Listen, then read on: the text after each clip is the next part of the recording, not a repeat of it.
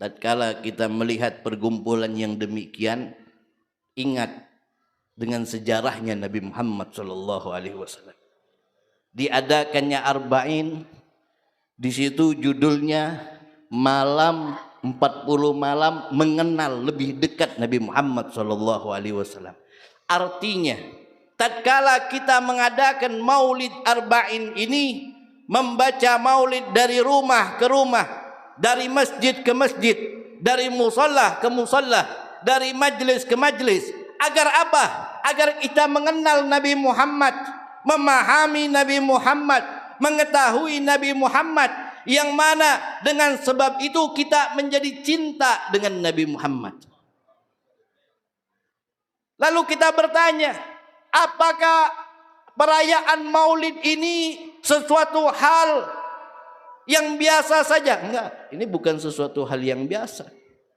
Ini sesuatu hal yang luar biasa.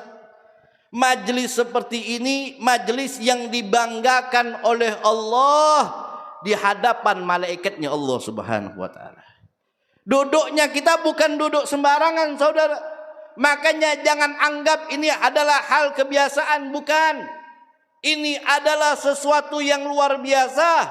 Duduknya kita dibanggakan oleh Allah. Yang membanggakan adalah Allah di hadapan makhluk yang tidak pernah bermaksiat kepada Allah. La ya'sunallah ma amarahum wa yaf'aluna ma yu'marun. Enggak pernah bermaksiat kepada Allah. Selalu menjalankan apa yang Allah perintahkan kepadanya, yaitu di hadapan malaikatnya Allah Subhanahu wa taala. Allah banggakan. Kok bisa? Sebagaimana suatu hari sekelompok sahabat dia duduk di masjidnya Nabi Muhammad sallallahu alaihi wasallam.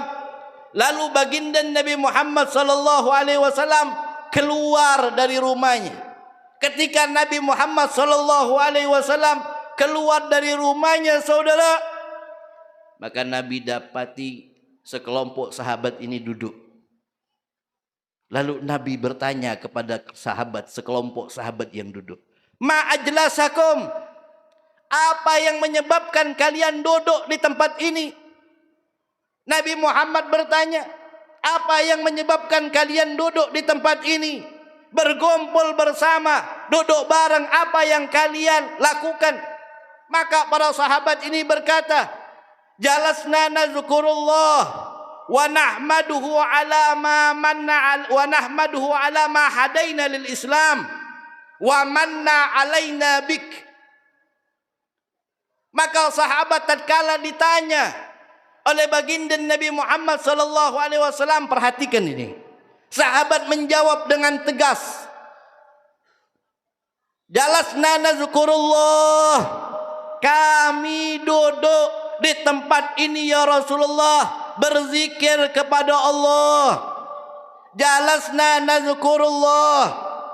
Lalu sahabat tersebut mengatakan lagi, wa nahmaduhu ala ma hadaina lil Islam, dan kami memuji Allah Subhanahu wa taala atas hidayah yang Allah Subhanahu wa taala berikan kepada kami, sehingga dengan hidayah tersebut kami memeluk agama yang mulia, kami memeluk agama yang sempurna, yaitu agama Islam. Lalu sahabat itu berkata juga, wa manna alaina bik, dan kami duduk di sini ya Rasulullah memuji engkau, bersyukur atas memuji Allah, bersyukur atas anugerah yang Allah Subhanahu wa taala berikan kepada kami, yaitu diutusnya engkau di tengah-tengah kami. Bayangin, ini sahabat mengatakan apa? Wa manna alaina bik. Ini anugerah yang besar, pemberian yang luar biasa. Allah memberikan semua anugerah kepada makhluk.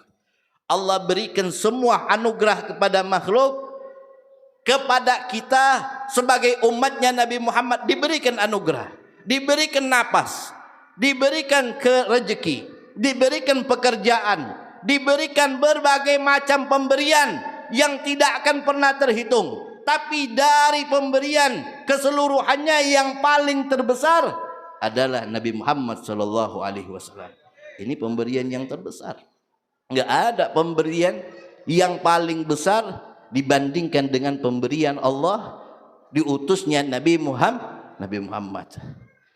Maka Allah berfirman, laqad mannallahu 'alal mu'minina idz ba'atsa fihim rasulan min anfusihim yatlu 'alaihim ayatihi wa yuzakkihim wa yu'allimuhumul kitaba wal hikmah wa in kanu min qablu la fi dhalalim mubin. Allah sifatkan kita. Dulu kamu dalam keadaan seperti apa? Dulu kamu dalam keadaan sesat. Dulu kamu dalam keadaan tidak memahami hidayah. Dulu kamu enggak tahu apa-apa. Wa in kanu min qablu la fi dhalalim mubin. Kamu tersesat. Datang Sayyiduna wa Maulana Muhammad memperjuangkan kita, mengenalkan kita kepada tauhid, mengenalkan kita kepada Allah, mengajarkan kita tentang agama yang mulia yang dinyatakan oleh Allah di dalam Al-Qur'anul Karim. Innad dina indallahil Islam. Sempurna kita, alhamdulillah. Ini berkat siapa? Berkat Sayyiduna Muhammad. Makanya sahabat mereka berkumpul, mereka duduk berzikir kepada Allah, berzikir kepada Allah, memuji Allah atas hidayah Islam dan bersyukur kepada Allah, mensyukuri nikmat Allah atas diutusnya Nabi Muhammad. Mendengar hal yang demikian, maka baginda Nabi Muhammad sallallahu alaihi wasallam bertanya kepada sahabatnya, Allahi ma'ajlasakum ila zalik. Demi Allah, kau tidak duduk terkecuali hal yang demikian. Maka sahabatnya menjawab, Allahi ma'ajlasana ila zalik. Demi Allah ya Rasulullah, kami tidak duduk terkecuali dengan sebab itu. Sahabat bingung. Ini Nabi bertanya kepadanya dan memerintahkan dia untuk bersumpah. Ada harful qasam. Nabi memerintahkan sahabat untuk bersumpah. Apakah jangan-jangan ini Nabi ragu?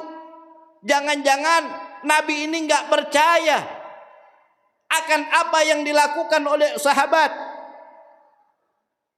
Dilihat oleh Nabi Muhammad, dari wajah sahabat ini ada rasa ketakutan, ada rasa kekhawatiran. Lihat, ketika sahabat dalam keadaan kebingungan, lalu Nabi berkata kepada sahabat, amma inni lam astakhlifkum tuhmatan lakum. Demi Allah, aku enggak ragu dengan apa yang kalian lakukan. Demi Allah, aku enggak ragu dengan amalan yang kalian perbuat. Yang ini tuh. Sekarang saya mau tanya, jawab dengan kompak. Sahabat berkumpul untuk apa? Pak, sahabat berkumpul untuk apa? Ragu-ragu jawabnya. Lapar. Kalau lapar kita stop ini. Taqabbalallahu minkum. Sahabat berkumpul untuk apa? Berzikir kepada Allah. Lalu untuk apa lagi? Memuji Allah. Lalu untuk apa lagi? Bersyukur atas anugerah Allah, yaitu diutusnya Nabi Muhammad. Sekarang saya mau tanya, sahabat bersyukur atas diutusnya Nabi Muhammad. Datang bulan Rabiul Awal, umat Islam berbondong-bondong melakukan atau merayakan Maulidun Nabi dalam rangka untuk apa? Kita ngerayain Maulid Nabi untuk apa? Ngumpul-ngumpul, makan mandi, habis makan mandi bubar. Percuma kalau kayak gitu 40 hari. Tahun depan jangan diadain lagi, Beb. Untuk apa kita merayakan Maulid Nabi? Bingung, untuk apa ya? Makanya Wahabi mudah nyerang. Wahabi mudah menyalahkan. Kenapa? Karena kita dengan amalan kita aja ragu. Kita harusnya menjadi umat Islam jangan pernah ragu, saudara. Yakin dengan kuat, pasti kami merayakan Maulid Nabi karena gembira akan kelahiran Sayyiduna Muhammad. Tegas. Kenapa melakukan maulid? Karena gembira akan kelahiran Nabi Muhammad. Gembira menjadi umatnya Nabi Muhammad. Bangga, senang menjadi umat yang dimuliakan oleh Allah dengan berkat Sayyiduna Muhammad. Sahabat bergembira enggak? Sahabat bergembira enggak?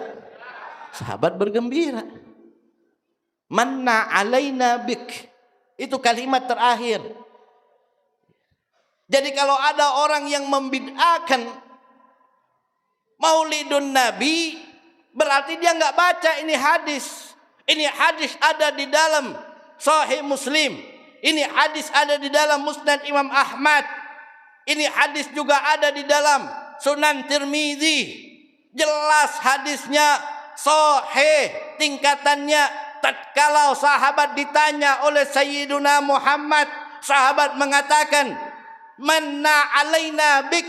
Kami duduk di sini bersyukur kepada Allah atas anugerah yang Allah berikan kepada kami.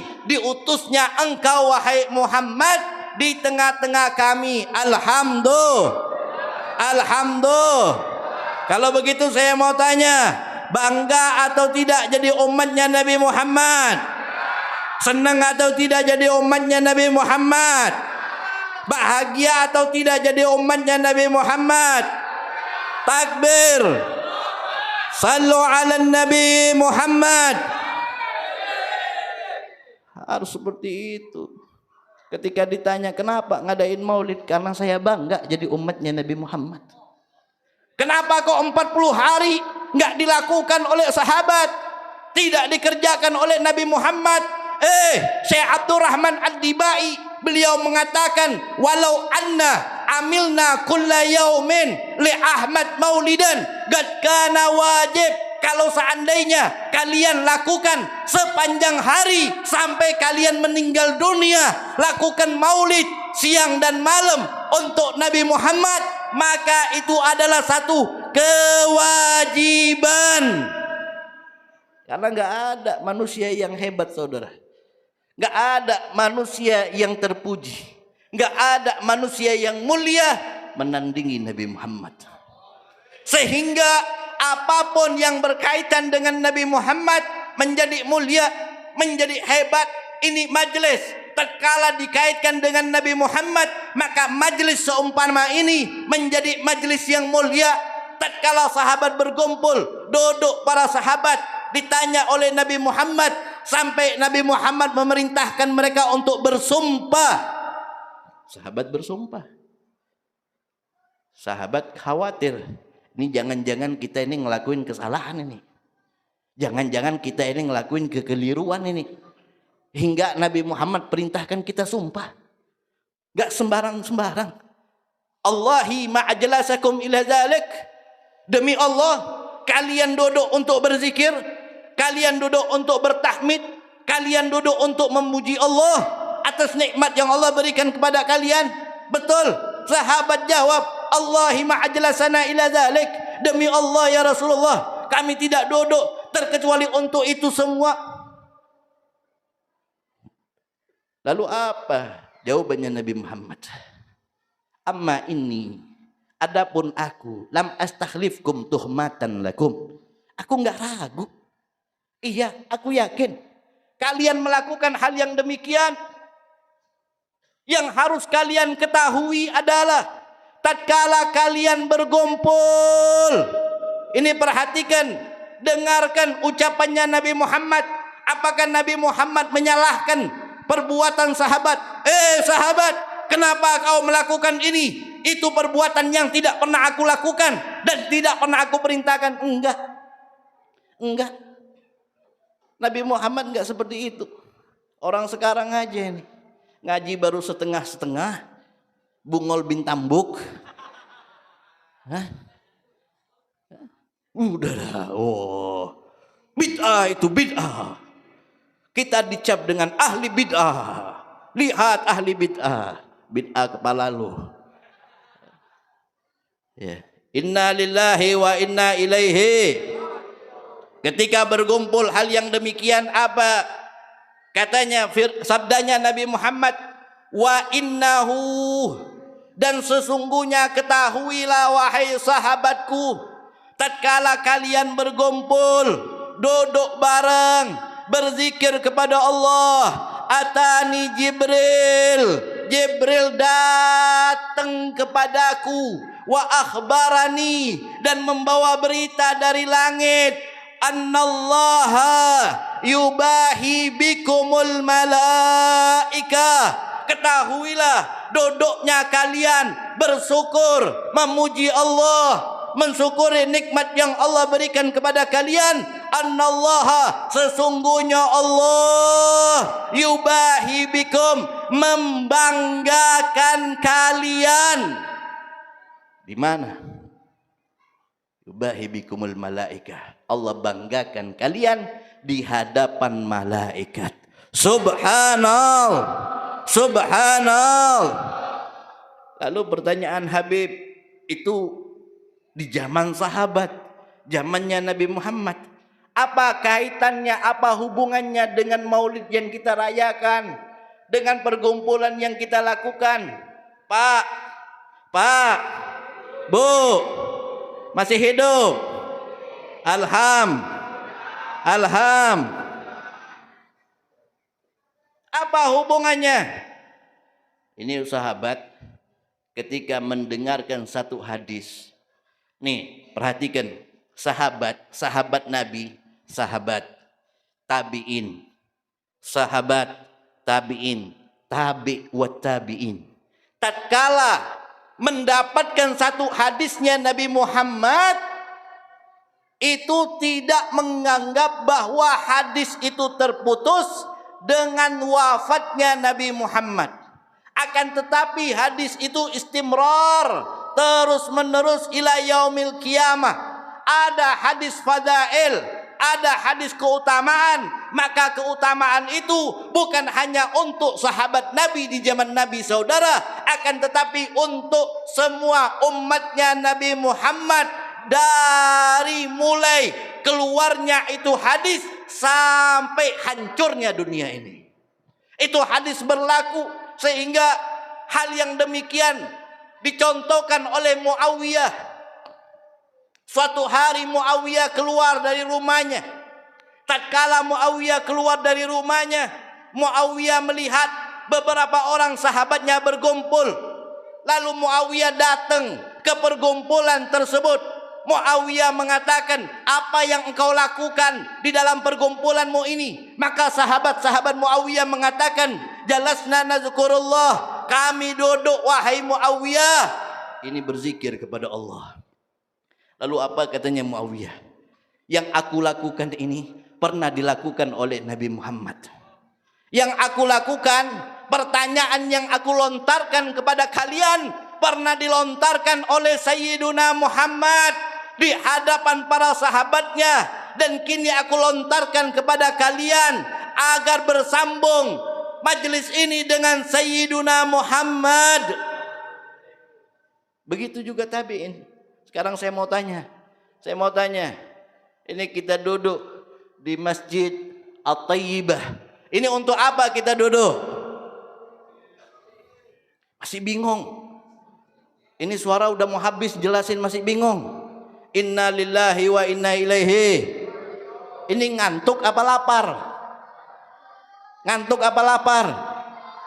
Ngantuk. Takabbalallah minna wa minkum. Udah selesai aja dah kita. Ya Allah, muka-muka kayak gini kalau dibawa jihad mati duluan ini. Ya Allah. Saya mau tanya, jawab dengan kompak. Kita duduk di Masjid At-Tayyibah untuk apa? Untuk apa? Betul, untuk berzikir. Benar, untuk berzikir. Kalau begitu saya mau tanya, tadi kita baca salawat atau tidak? Berarti kita memuji Nabi atau bukan? Bersyukur atas anugerah Allah diutusnya Nabi Muhammad atau tidak? Alhamdulillah. Kalau begitu majelis ini baik atau tidak? Maka yakinlah tatkala kita berkumpul, yubahi bikumul malaika wa annallaha yubahi bikumul malaika. Sesungguhnya Allah membanggakan kalian semuanya di hadapan malaikatnya Allah. Alhamdulillah. Alhamdulillah. Alhamdulillah. Alhamdulillah. Bangga enggak? Kita yang banyak dosa, yang hatinya masih ada iri, ada dengki, ada sombong, ada takabur, duduk di majelis arba'in, duduk doang, nggak mikirin konsumsi, nggak duduk doang, nggak mikirin amplopnya penceramah, nggak disuruh mikirin amplopnya penceramah, cuma duduk doang, dibanggakan Allah di hadapan malaikat. Subhanallah. Apalagi yang menyusun acara, apalagi yang sibuk seperti panitia merancang agenda acara dari kemarin hingga nanti, bahkan hingga besok. Bagaimana lagi besar pahalanya. Subhanallah. Habib Munzir itu pernah mimpi ketemu sama baginda Nabi Muhammad sallallahu alaihi wasallam. Ditanya, mana yang lebih menyenangkan hatinya Nabi Muhammad? Semuanya menyenangkan hati Nabi Muhammad. Tapi yang menjadi hal yang difokuskan oleh Nabi Muhammad adalah orang yang masang umbul-umbul. Itu yang paling dibanggakan oleh Nabi Muhammad. Artinya panitia yang puntang-panting siang malam mengurus acara. Makanya tatkala diajak untuk merayakan Maulid Arba'in, jangan males. Ya, ini kadang-kadang Masya Allah mundur maju. Ikut enggak? Ya ente untuk berkorban buat Nabi aja susah, na'udzubillah. Terus harapnya dapat syafaat Nabi. Bagaimana mau dapat syafaat Nabi? Tatkala Habib Hadi ngajak, yuk ada arba'in, maka jangan pernah mikirin duit. Yang penting untuk Nabi Muhammad, insya Allah berkah. Karena untuk Nabi Muhammad, apapun yang kita korbankan nggak sebanding dengan pengorbanannya Nabi Muhammad. Nggak sebanding, jangan kita banding-bandingkan. Nggak ada manusia yang berkorban untuk umatnya, Nabi yang berkorban untuk umatnya melebihi Nabi Muhammad SAW. Nggak ada. Nabi Muhammad ini luar biasa. Sampai Nabi mengatakan, hayati khairun lakum wa mamati khairun lakum.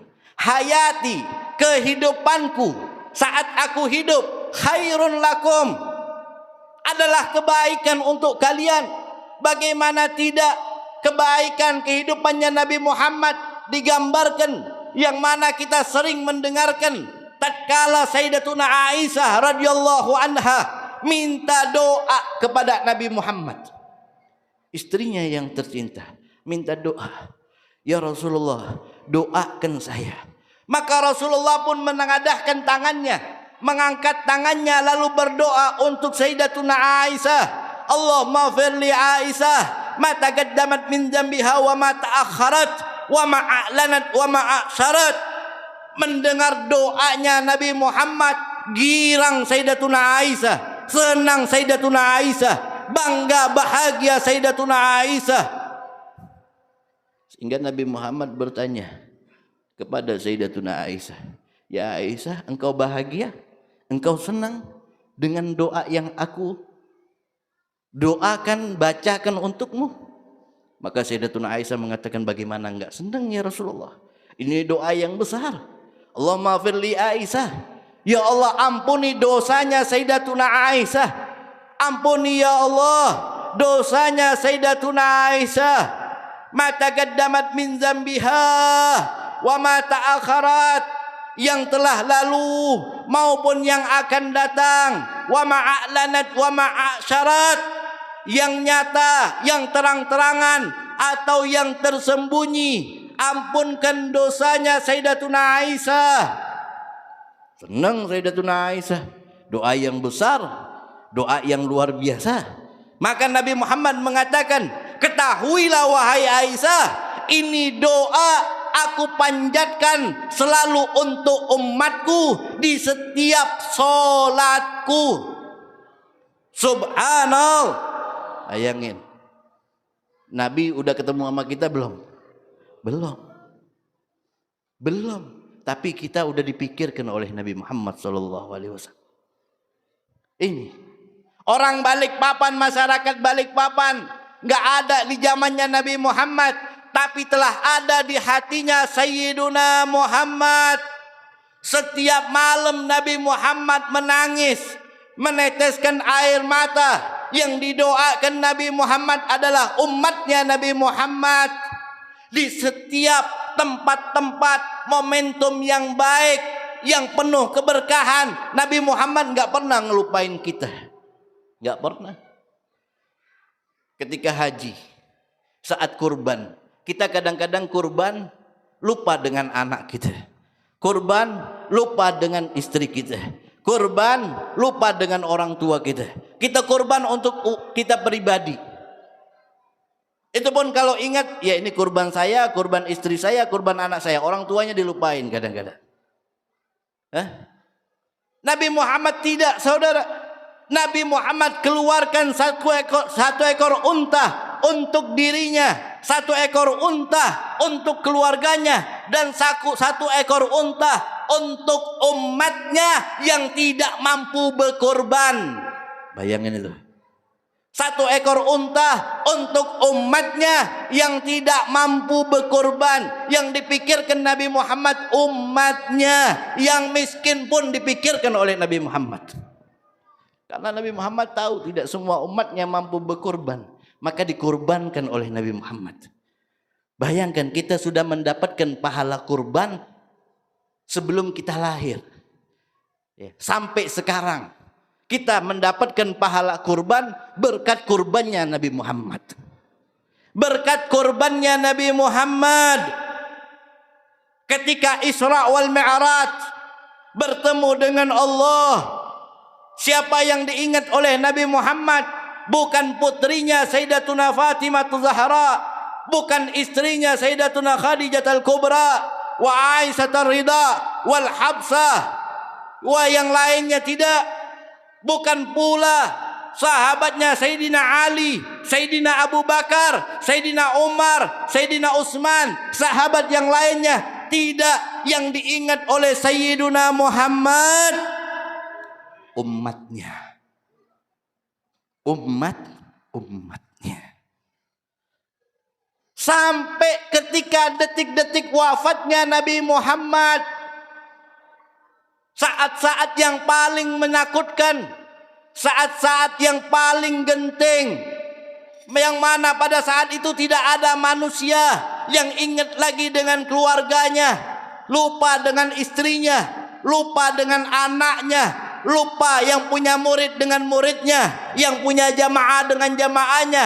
Ketika ajal menjemput, kita lupa dengan itu semua. Ketakutan dengan diri kita. Di situ ada gangguannya syaitan. Di situ ada bisikan setan yang begitu dahsyat. Tapi lihat, Nabi ketika sakaratul maut aja, yang diingat Nabi siapa? Kita umatnya Nabi Muhammad. Umatnya Nabi Muhammad. Kita yang diingat Nabi Muhammad. Panggil malaikat Jibril, bertanya kepada malaikat Jibril, ya Jibril, ma min ummati min ba'di ya Jibril. Jibril, siapa nanti yang akan mengurus umatku itu wahai Jibril? Bagaimana keadaan umatku wahai Jibril? Bahkan sakaratul maut kita ini juga diminta oleh Nabi Muhammad, Allahumma hafif alaina sakaratul, Allahumma hafif, Allahumma hawin alaina wa hafif ala ummati, atau kama qala Nabi sallallahu alaihi wasallam, "Ya Allah, beratkan sakaratul maut umatku, aku yang tanggung ya Allah." Dan ringankan, beratkan sakaratul mautku, karena aku menanggung sakaratul maut umatku ya Allah. Ringankan sakaratul maut umatku. Nabi Muhammad minta agar sakaratul maut kita diringankan. Ini Sayyiduna Muhammad mau wafat, mau meninggal, nyawanya mau dicabut. Ini adalah suatu hari penentuan bainan nar wal jannah, antara neraka dan surga. Tapi Nabi Muhammad masih mengingat kita, saudara. Kita bagaimana? Kita bagaimana? Ketika bisnis gol ada ingat sama Nabi Muhammad, lupa ingat sama Nabi Muhammad. Yang kita ingat janda sebelah. Ada kepikir, oh ini bagian buat anak yatim, oh ini bagian buat majelis, oh ini bagian buat masjid, oh ini bagiannya buat Nabi Muhammad. Enggak, lupa kita. Lupa kita. Subhanallah. Tapi Nabi Muhammad enggak pernah melupakan kita. Dunia baik untuk kita, akhiratnya juga baik untuk kita. Makanya teladani, baca sejarahnya Nabi Muhammad agar tambah cinta.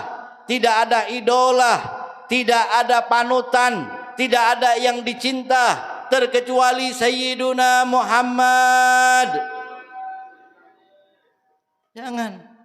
Jangan malas hadir majelis arba'in, dan jangan pilih-pilih hadir majelis arba'in. Oh ini rumah si fulan, makanannya pasti enak, yuk rame-rame pergi. Gilirannya rumah si fulan, oh ini makanannya biasa-biasa aja, enggak pergi. Ini orang yang munafik ini namanya. Ini orang yang enggak benar-benar cinta dengan Nabi Muhammad. Orang yang benar-benar cinta dengan Nabi Muhammad, siapapun yang mengundang dalam keadaan apapun datang, karena dia datang bukan undangan tuan rumah, tapi dia datang undangannya Nabi Muhammad. Undangan Nabi Muhammad. Ini kita hadir. Kalau nggak diundang sama Nabi Muhammad nggak bakalan datang. Walaupun orang itu mengaku, oh saya ini telah mendirikan sunnah, tapi kalau nggak diundang, nggak ada cinta dengan Nabi Muhammad dan Nabi tidak mencintainya, dia jauh dari sholawat kepada Nabi Muhammad. Sulit untuk baca sholawat kepada Nabi Muhammad.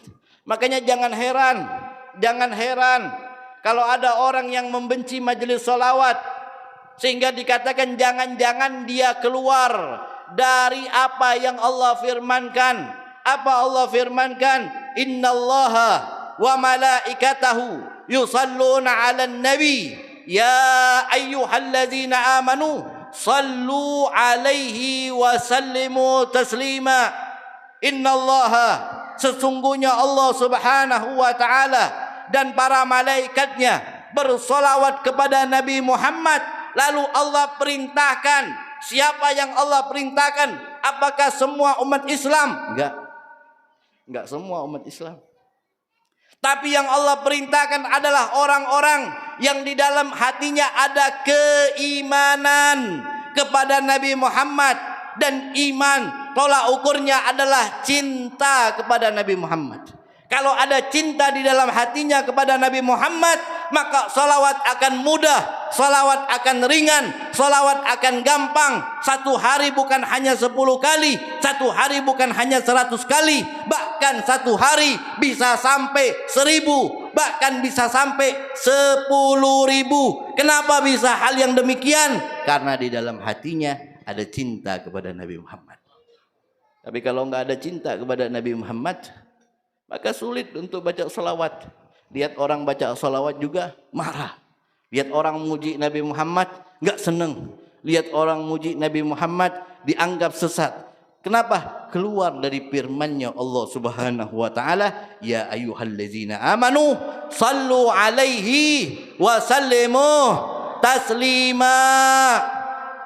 Hei orang-orang yang beriman, ucapkanlah salawat dan ucapkanlah salam kepada Nabi Muhammad, dan ketahuilah salawat dan salam yang kita ucapkan pasti dan pasti sampai kepada Nabi Muhammad. Jangan pernah takut dan jangan pernah ragu. Saya baca salawat, makanya kita umat Islam harus mantap nih. Keyakinan kita harus mantap. Jangan goyah, jangan pernah goyah sedikit pun. Akhir zaman orang goyah.